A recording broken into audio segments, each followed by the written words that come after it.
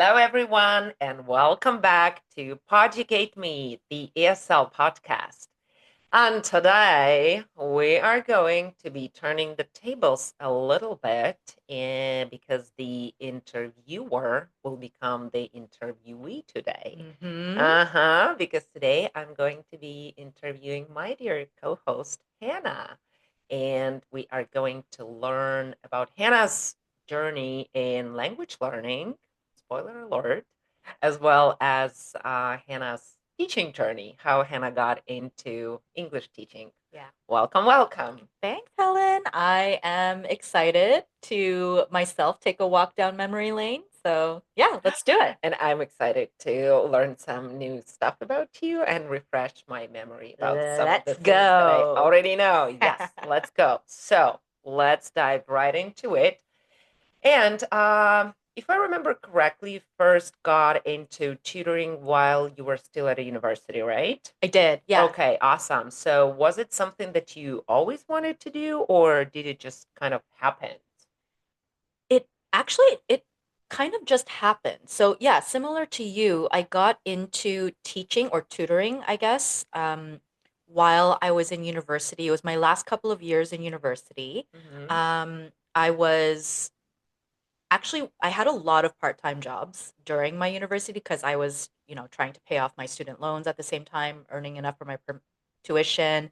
I was living on my own, so having to pay rent and, you know, regular Mm-hmm. life. So I at one point, I think even towards my last couple of years, I was doing like three or four part-time jobs at the same Wow, time. that's a Yeah. lot of jobs. And so tutoring was one of my many part-time jobs that I had. And it was just, again, I fell into it. And one of the reasons was because, to be honest, the money was good for the amount of time that I was Mm-hmm. putting into it. So Mm-hmm. that first part-time job was at a like an academy, like a tutoring academy, Mm-hmm.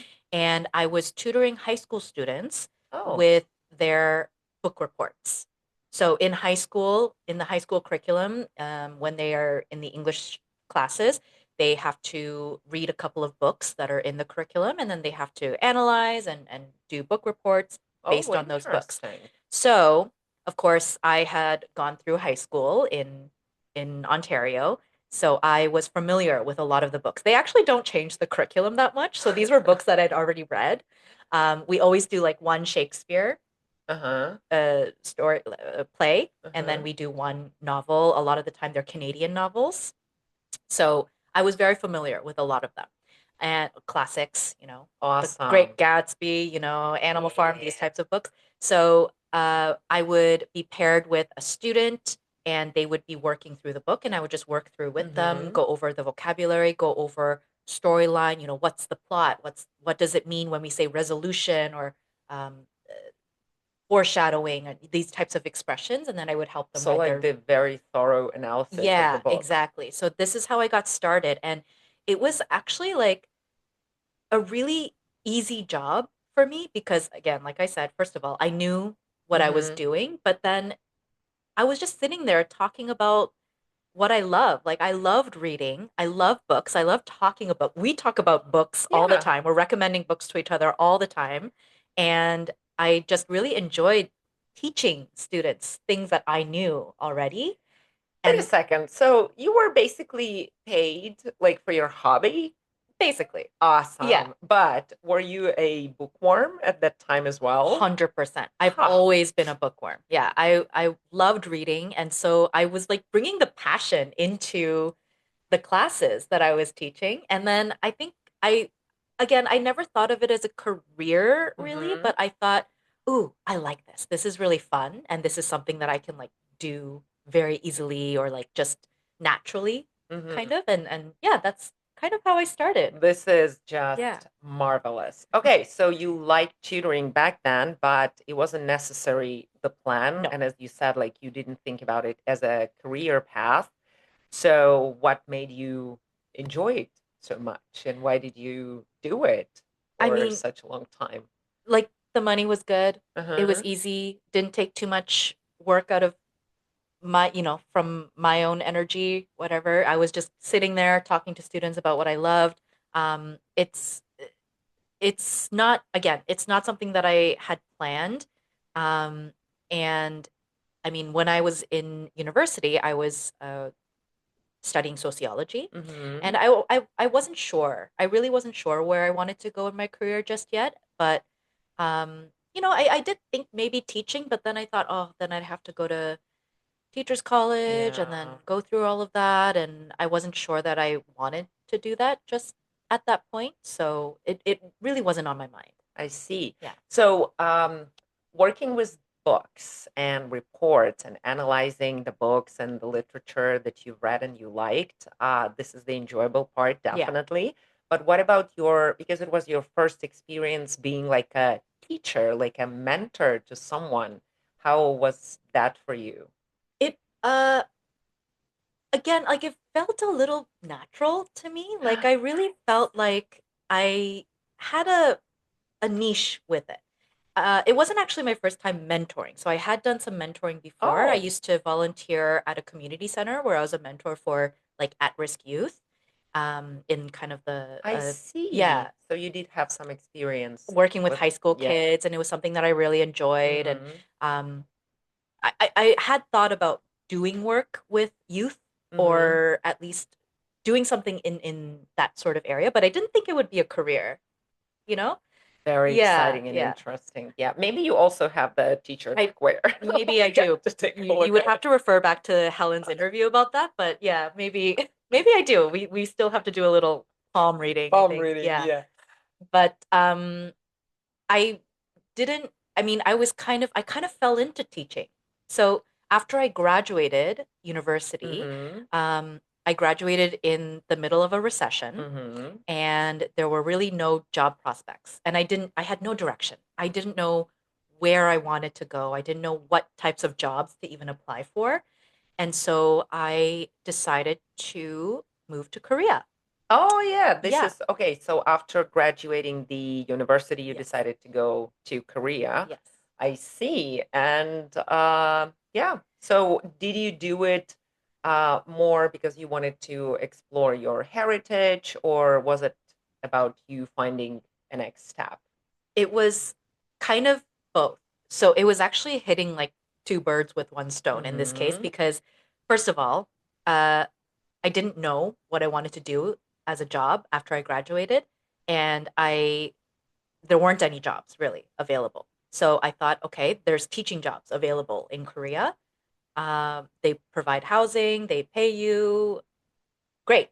This That is sounds like a brilliant. win. Yeah. Yeah. And then on the other hand, uh, my grandparents actually immigrated to Canada Mm-hmm. back in like the 60s.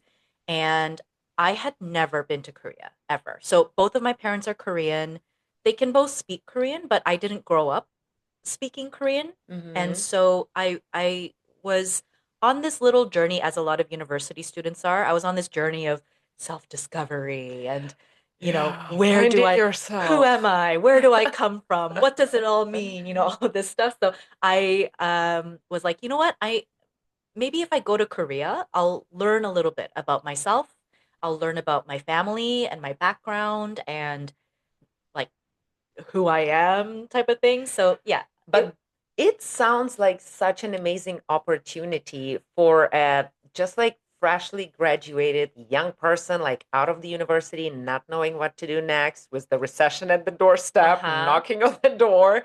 It's great. Like you get to travel, you get to explore another culture, the culture that you came from, like Hmm. your heritage. Yeah. That, All the stars aligned. It yeah, was it was sounds just one like of a those great things. opportunity. Exactly. So I thought, okay, I'm gonna go for 1 year. I'm gonna make some money, maybe travel a little if I have some extra, um, teach, and then figure out what I'm gonna do, find myself, and like, I guess you would call it a gap year. It's the wrong Hmm. timing for a gap year, but I thought of it as a gap year, and 1 year turned into 8.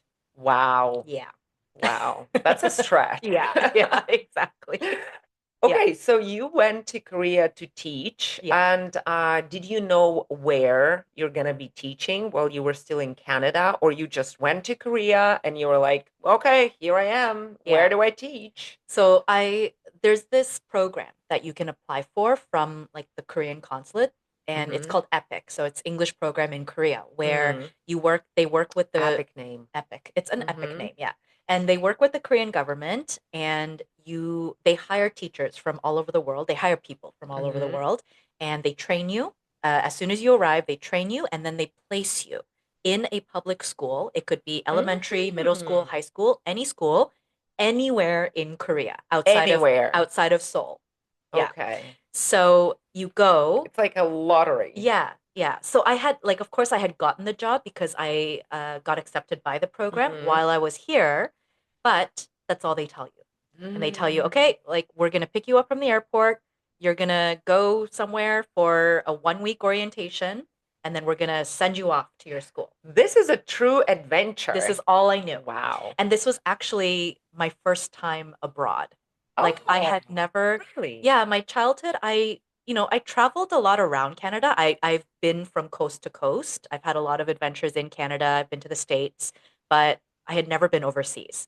So this was my first time. I went Oh. alone, completely by myself, with just kind of a shadow. I had no idea what to expect. So it was a big step, but it felt, I don't know, it felt right at the time. Like it felt Mhm. like I was doing what I was supposed to be doing. So I had no fears really, just excitement. Nice. Yeah. I love it. And then that 1 week, well, I landed at the airport and I actually met some people on my flight that I'm still friends with now. Like one of them was my roommate for many Oh, years. what a One of them, I was story. the MC at her wedding last summer. Like these are people that I've had core friendships with. But we met like 5 minutes into being in Korea, and we all were taken to this Mhm. area, kind of a little bit outside of the city, and in this university dormitory where we had a 1 week orientation. And then from there, on the last day, they told us what school and what city we would be Mhm. located in. And I was very lucky because I was placed in a big city, actually, right outside of Seoul, a suburb of Seoul, which is called Incheon. It's where the Mhm. airport is actually.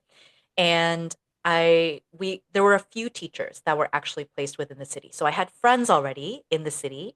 And compared to some of the other friends that I had made during orientation, I really was lucky because some of them were placed in just the boondocks. Just like one of my friends was in a school with, it was a elementary, middle, and high school, and there were Mhm. 30 kids in total. Oh, He had to walk past like farms, goats, cows to get to school.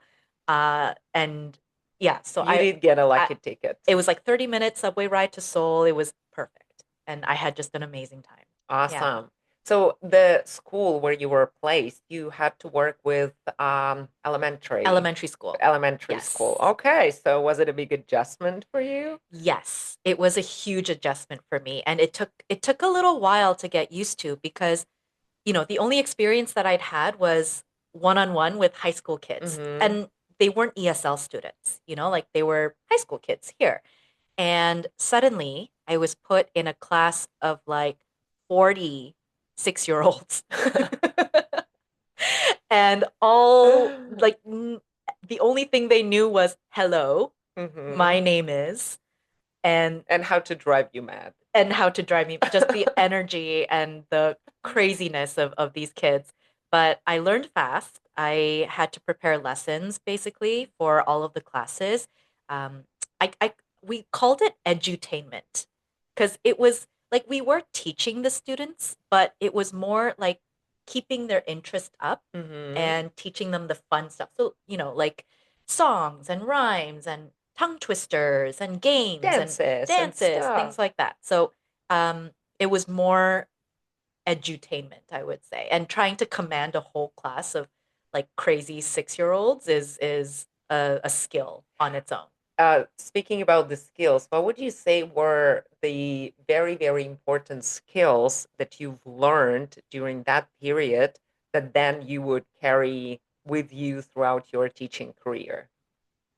I would say like confidence and the ability to hold a class's attention. Nice. Like I really learned quickly the teacher look. The teacher looked like, I'm serious, quiet down. I'm waiting to get started. This look, I think Yeah. every teacher has that look. I had to learn that very quickly. I had to learn different ways to keep the students' attention and actually to effectively teach the lesson that I was trying to teach. Mhm. Like if I have a vocabulary lesson, for example, how do I get these kids to remember these words after this class is over? Mhm. So I would, like make funny faces or make a joke out of a word or make a weird sentence or like use the The kids in the class and connections. make connections Mhm. with them so that they would be able to retain the stuff that they were learning. I think that's a really big thing that I've taken until now. Nice. Yeah, I love it. yeah, Awesome. Okay, but you were not only teaching the language, you were also learning the language yourself because I imagine that being in Korea, it was like a total immersion for you yeah. in like the Korean language. So how did it help you learn Korean? Because as I remember from your stories, when you were a kid, you knew some stuff like numbers and like some simple sentences or expressions, but you couldn't actually like speak and hold a Yeah. Yeah, conversation. yeah. I I mean, yeah, you're right. Like I said, I was born here in Canada and my grandparents were here, my parents were here. My parents spoke to us in English, but whenever we were with our both sides of grandparents, their English was not so good, right? So they Mhm. would when they would talk to me, they had basic sentences that they would always use with us, Mhm. right? Oh, how old are you now? How is school? How are your Are you friends? Are hungry? you hungry? Did you eat dinner? Come and eat dinner. What do you want for a snack? What do you want for dinner? It's always food related. So I knew these key sentences Mhm. and I knew numbers because, of course, they were always asking how old I was. I knew how to count to 10. I still had to like count from one, like one, Mhm. 2, 3, 4, 5. I'm five, like this type of thing. Um, Must have been very difficult for you since you turned 11 oh yeah, oh yeah. because you didn't know how It to was say that. it was more like asking my parents to tell Uh-huh. them, like when my parents or when my grandparents would ask, "Oh, how old are you now?" I'd be like, go to my mom and say, "Tell them I'm 11," or "Tell them I'm 12." I don't know how to say that. So that was the extent of my Korean. I was exposed to it though, like Mhm. I grew up with Korean food. We didn't really celebrate Korean holidays, but there were a few different things, like for New Year's, for example, there's a specific soup that you have Mhm. in Korean New Year. So for our New Year's, we Korean would, New Year's Eve. so Mm. we would like have that at my grandparents' house, this type of thing. But in terms of communicating and language, I was completely like a beginner when I went to Korea. I had no idea how to get around. Mhm. I didn't know how to. I really didn't know how to speak Korean. I thought I kind of thought I would be able to get around, but I was quickly corrected with that when I first got there. Wow. Yeah, Okay, so how did being there, being immersed in the language, how did it help you learn Korean and how did you actually learn Korean? it was Oh, it was a journey. Like it took a really long time. I think I was able to pick it up a lot faster because I was exposed to it at a young age. Like maybe just because I had been used to hearing it. Mhm. I was able to pick it up faster, but you know, I had so many people that helped me along the way. Like my first Mm. year when I was working at the elementary school, I had a really great group of coworkers Who um, were who Korean. were Korean. Yeah, I was Mhm. the only like foreigner in Mhm. the school, and I had gotten really close to my Korean coworkers, and they kind of made it their mission to teach me Korean. So Aw. even after school or whenever we would go out for dinner, they would prepare like little lessons for me, or they would always make a point to like teach me something. Like if we were going out, like a common expression, like, can I have one of these? Or how much is this? Or, they would really teach me this stuff. And then that really helped. It Oh, really this is helped. so nice. Yeah. I guess that it does say a lot about you and your personality that people were so eager to communicate with you and to learn more about you Maybe they just saw that I that was they were lost. I mean, like, then if they didn't care about you, they would not be doing that. But this is Well, great, yeah, like well, being more, surrounded by the people who want to help you. yeah. I mean, thank you for saying that, but I do think it speaks a lot more to like their personalities, like the fact that they were so eager to take time out of their own busy lives to help me. It was just so kind. It was, I met so many people that were so helpful along the way. Oh, so nice, so many nice memories. But you know, as I was living and trying to navigate my Hmm. way around, I of course picked up things, and it was I feel like the things that I remembered the most or I retained the most was when I made those mistakes. So Mm. like if I was um at a restaurant and I wanted to order like a dish and I said the sentence incorrectly and the server would correct me, I would feel a little embarrassed, right? Like they would be like, "Oh, do you mean this?" And then I would say back like, "Yes, maybe." And those The like servers. little embarrassments Uh-huh. help you to remember though. But those are the things that I remember now, and those are the things that like I think helped me improve, Yeah, right? they stick with you, Yeah, like in your if memory. nobody corrects you, then you'll never know that you're That wrong, is true. right? That So I is think true. those were really helpful. And as I went, you know, as I lived my life, actually ended up making a lot of Korean friends. Mm-hmm. And a lot of my Korean friends, again, same types of people, like just always wanting to help, always wanting to teach. Mm-hmm. I had a lot of really great friends who actually, a lot of them, like their English wasn't even great. You know, the local Korean friends that I had made, Mm-hmm. their English wasn't that great. So then I ended up having to learn Korean more to To be able to communicate with communicate them. with them. Yeah. And so there was Yeah. that. And my friends not only did they want to teach me the language, but they wanted to teach me the culture. So I had, for example, one really great friend who always took me back to her hometown for Korean holidays. Oh, And so I would spend nice. those holidays with her family. We would do like traditional Korean things because her family is also a family of teachers as well. Mm-hmm. So they just welcomed me with open arms. And like, for example, Korean Thanksgiving is called Chuseok. Chusak. It's a really big holiday there. And traditionally, there's our, this is when the whole family gets together in the countryside and they make these rice cakes. They're called Ooh. songpyeon. So it's these rice cakes, and you make them, and you get gathered together as a family. So we would do that together. We would make songpyeon together. We would. What else did we do? Yeah, she would just take me to these places with her family. We would do these traditional things. I learned a lot from the friends that I'd made there. And also it is such a great thing to seeing like the progression as like with the years that you've been there, Yeah.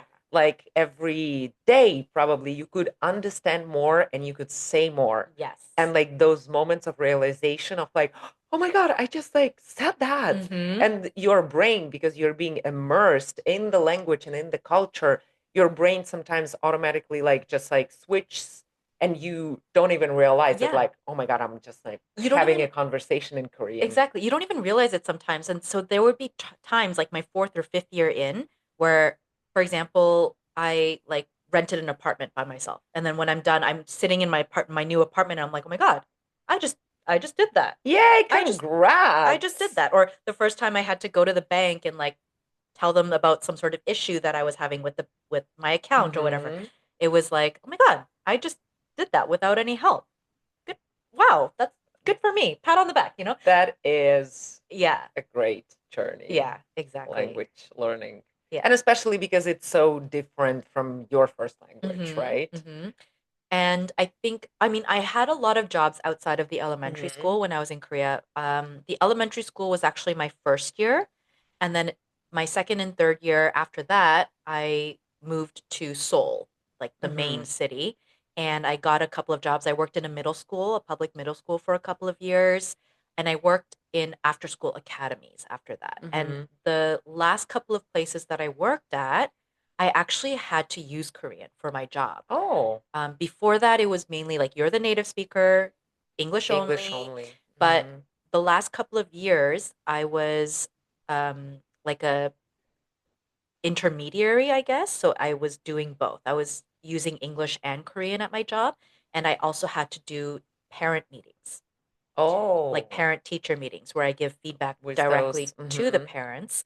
And so I had to with use those you Korean. could practice a lot. Exactly, exactly. So I actually had to end up using my Korean got so good that I was using it for my actual job. Yeah, Great. yeah, yeah. That's just great.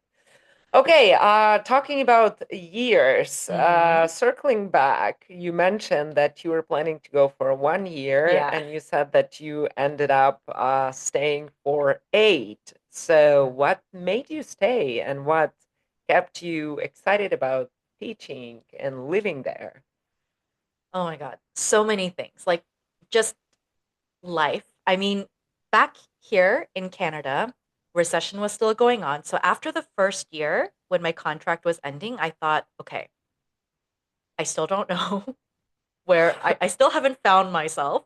I was still But I asking, like how I'm finding I myself liking in a the new country, new journey. people. Exactly. Um, and so so naive to think that that could happen within a year. But anyway, that's another topic. I felt like, okay, I need to take more advantage of this. I want to travel more. I caught the bug for Hmm. traveling. And I thought there's so many places in Asia that I really want to go to that I maybe will never be able to do if I'm here And in they're so Canada. close, So right? close, so much cheaper. Still have tons of student loans to pay off, so still need to make some more money. And Still another reason not to go back to yeah, Canada. and I really wanted to experience living in the big city like Seoul. Hmm. So I stayed another year, and just again, friendships, the relationships that I'd made along the way. These are a lot of the reasons why I stayed. And towards the end, or not towards the end, of about 3 or 4 years in, I was thinking about going back home, but then I thought, like I'm going back home and I don't really have anything to show for the time that I've been here, Mm. Like I don't want to go home with my tail between my legs or, Hmm. this type of thing. So I thought, you know what? I've always wanted to go to grad school. They have programs here, graduate programs in Korea that are in English. I thought, okay, why don't I get my master's? I can still hold down a good job while I'm here. I can teach and I can Hmm. study and then go home with my master's. Wow. Yeah, So, something to show. Look what I've done there. yeah, yeah. Although, I don't know, at this point, it's probably just the most expensive napkin that I own. But that's what I did. I really worked hard. It was a tough couple of years while I was in grad school, but I made it through. And then by the time that was over, it was 8 years, and I was ready to come back. Yeah. Nice, nice. Okay. So after 8 years Hmm. with such a great experience that you've gained in Korea, as well as that expensive napkin that you mentioned before, so you're coming back to Canada. Yeah. So why did you decide to stay in the ESL teaching industry? Well, there were a couple of reasons. The One of the reasons was I kind of fell into it. So I was thinking about going maybe a couple of different directions. I studied international studies, and Hmm. specifically Asian and Korean culture and history with my master's degree. And I thought, it might be nice to use this and do something Hmm. with maybe bilateral relations between Canada and Korea, maybe work for the consulate or the Consulate, embassy. yeah. I did try to go that direction, but I still needed to make a living. Hmm. And so I thought, okay, ESL is what I know. So why don't I just try and continue doing this? So I did do that. But most of all, I think I I think I was kind of destined to be an English teacher, like an Teacher ESL teacher. square. Yeah, I think I have that teacher square on my palm. We'll have to check for sure. But I get like back to when I first started with the tutoring, like I Mhm. just it came so natural. And teaching ESL in Korea, of course, there were some challenges, but not I didn't have the same challenges that my friends were having because you don't need a teaching certificate to teach in Korea. So Mm-hmm. you just need a degree, any degree.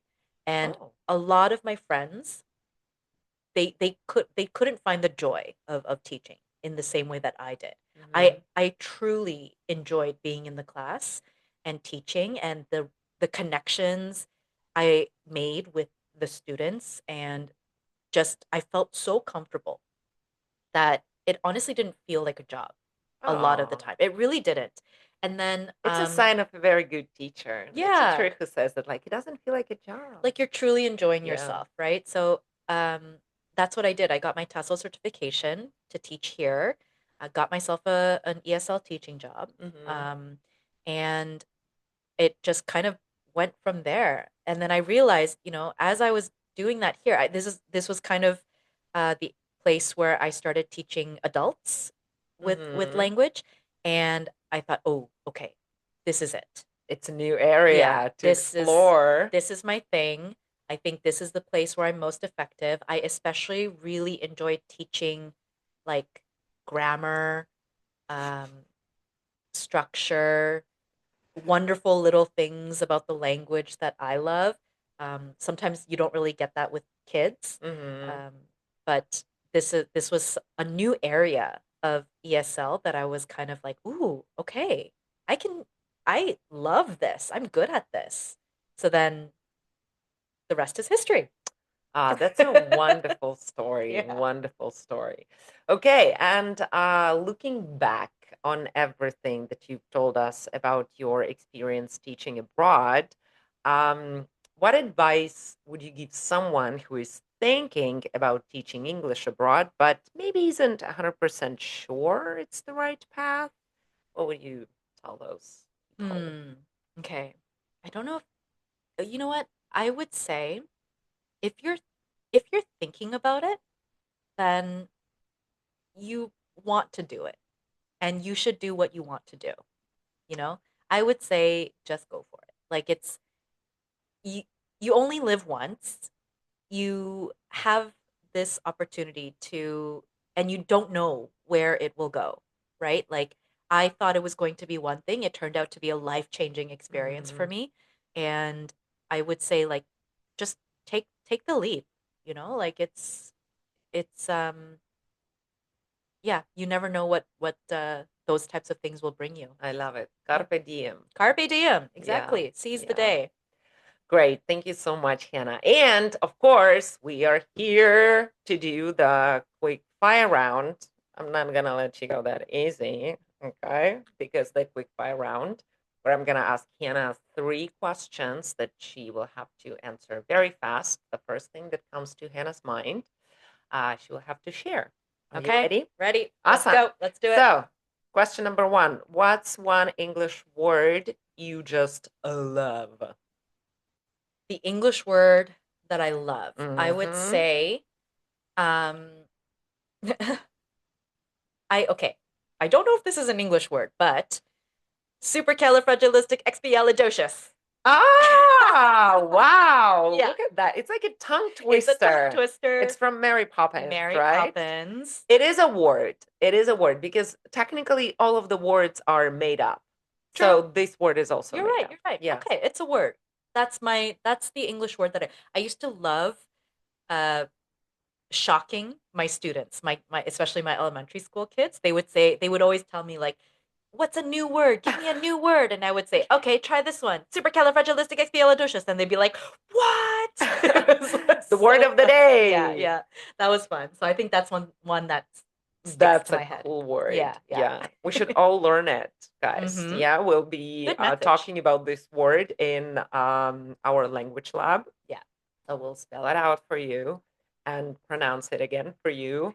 So after that episode, everybody will be walking around saying "listic," Got it. but in Yeah. a correct way. In the Yeah. Okay. Question number two. What is the hardest thing about learning English, in your opinion? um Okay. Well, this would not be from my perspective because I would I would have to say just from the what I hear from my students Mm-hmm. because um I don't necessarily have that personal experience. Mhm. I would say the feedback that I get the most from my students, things that they, I guess, would get a little frustrated about because it's so difficult would be collocations. Ooh, Yeah. good one. Yeah. Because there's no set rule when it comes to collocations. It's sometimes it's cultural, sometimes it's just the flow of the language. It's just the way it is, just Things because. exactly just because. And so, Mhm. I don't like to say that to my students, but when they ask why this is a collocation, the only answer sometimes that you have is just because. That's Yeah. just the way that it is. It's just the So, way the language, yeah. the word stuck together, Yeah. and people were like, okay, you know what? Let's use it. Exactly. And that's why I think it's tough, and that's why it's also tough for me because I like rules. Hmm. I like having a Hmm. reason or like a flow or you know, teaching something. But there's really nothing to teach when it comes to collocations. You give them the collocation and that's it, right? So, Yeah, yeah, I think that's the difficult it thing. is. It Yeah. is. Very nice. And question number three, what is one idiom that you like teaching your students? Idiom. Idiom. Ooh. Oh, okay. This one is tough because I love idioms. Like I use them all the time. Um, Let me think. Okay. What just one that pops into my head now is beauty lays in the eye of the beholder. Oh, that is Yeah. such a nice Yeah. idiom. I like that because it's a nice message too. Very nice And this is message. something that I always like to teach my students because it's like, you know, everybody has their own lived experience and everybody has their own perception of things. And it's the same with language, right? Like Hmm. this is there's no there's no such thing as true beauty or true like perfection even, Yeah. right? It depends on who you are and where you're from. Yeah. That is so true. Yeah, yeah, Awesome. I love it. Thank yeah. you so much. And I guess that this is a beautiful note to finish this interview. Thank you so much for sharing your story with me and with our viewers. And I do hope that it will inspire someone who is maybe on the fence about the decision of going abroad to Mm-hmm. teach or not. Mm-hmm. Guys, now it's the time. Go. Yeah. Yeah, Changed my life. definitely. Yeah. Awesome. Thank you so much, Hannah. Of That was course. amazing. Thank you for the great interview. I loved it. And yeah, Our Yeah, go ahead. um, I forgot what I wanted to Okay. say, All but right. yeah, I'll just say that stay tuned for our next episode, our language lab, where we're going to break down for you some of the interesting words that Hannah or I used, some of the expressions, and of course, the words and idioms from our quickfire round. Yes. And yeah, we'll be waiting for you guys to subscribe and watch. Mm-hmm. Don't forget to follow us on Instagram at PoducateMe and tell us about, maybe your most confusing English moment. And we might again feature it on a future episode, which would Oh, be really yeah. fun. Yeah. Awesome. Yeah. So thank you so much. Until next time, keep listening, keep learning, and Educate educate yourself. yourself.